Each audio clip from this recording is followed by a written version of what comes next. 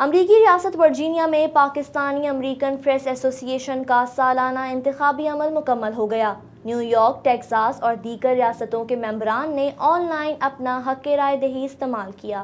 امریکی ریاست ورجینیا میں پاکستانی امریکن پریس ایسوسی ایشن کے سالانہ انتخابات کا عمل مکمل ہو گیا ہے۔ انتخابی نتائج کے مطابق اسد حسن کو پریزیڈنٹ، نذیر اعظم کو وائس پریزیڈنٹ، یوسف چودھری کو جنرل سیکریٹری، ثاقب اسلام کو انفارمیشن سیکریٹری اور شعیب زادہ کو فائنانس سیکریٹری منتخب کر لیا گیا ہے۔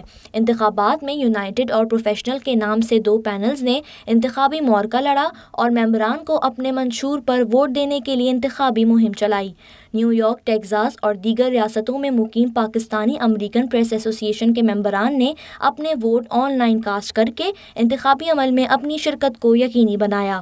انتخابات کے بعد الیکشن کمیشن کی جانب سے نتائج کے اعلان پر ڈھول بجا کر انتخابی نتائج کا خیر مقدم کیا گیا۔